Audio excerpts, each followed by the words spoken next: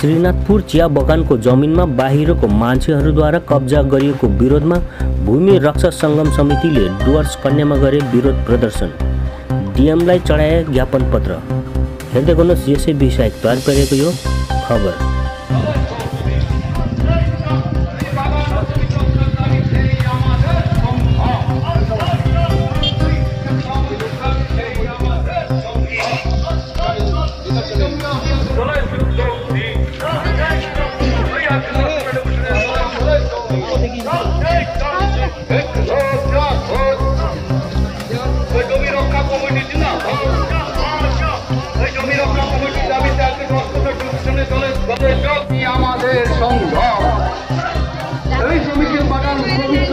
শ্রমিক ও বাগানের স্বার্থ রক্ষার দাবিতে দর্শন টেলিভিশনের দলের যোগ দিয়ে শ্রমিক ঐক্য শ্রমিক ঐক্য ঢুকছিল।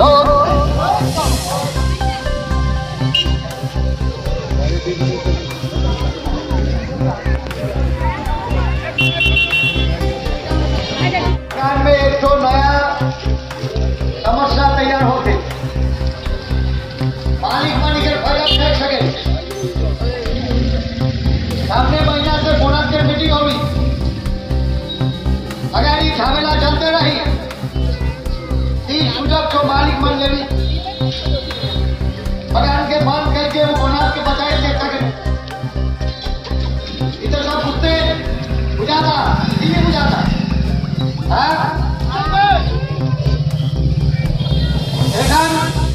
ডিএম কাছে এসেছিলাম শ্রীনাথপুর চা বাগান ওয়ার্কার। আমরা টোটাল ওয়ার্কার এসেছি আজকে কাজ অ্যাবসেন্ট করে। কারণ আমাদের ওখানে দীর্ঘদিন ধরে বাগানের ল্যান্ডের বিষয়ে হেঁচাল চলছে। যেগুলো আউটফাইটার আছে আমাদের বাগানের জমিগুলো দখল করতে চাচ্ছে। কারণ আগে তো ওই যে জমিগুলো আউটসাইডারগুলো দখল করতে চাচ্ছে সেই জন্য আগে নো ল্যান্ড ছিল। তখন কিন্তু চা গাছ সেখানে চাষ করা যেত না, কারণ সেখানে জল জমত। তো এখন আমাদের সেই জমিটা এখন একটু উর্বর হয়েছে, সেখানে চাষ করা যায়। কিন্তু এই যে জমিটা ওরা আউটসাইডারগুলো বলছে আমাদের জমি, সেই জমি কিন্তু আমাদের বাগানের ওয়ার্কার হাতে ছিল। কিছু লোক হয়েছে 3 বছর 2 বছর হয়েছে ওরা কাজ করছে ওই জমিতে।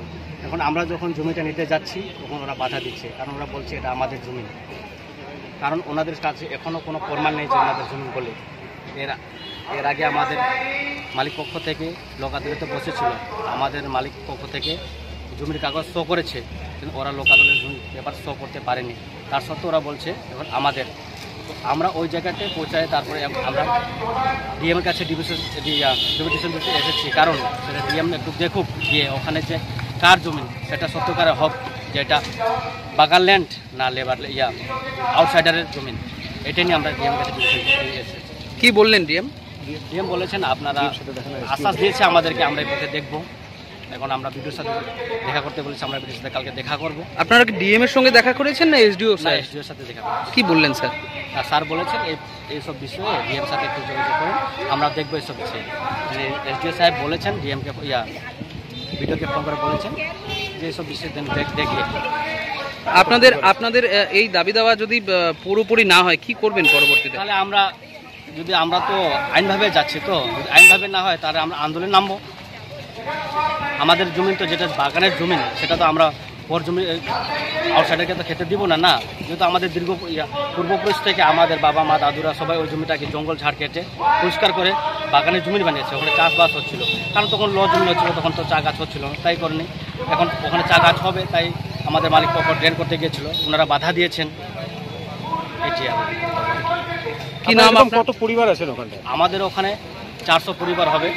আমাদের শ্রীনাথপুর চা বাগানে 20,000 থেকে 3,000 লোকজনের সংখ্যা আছে ওখানে।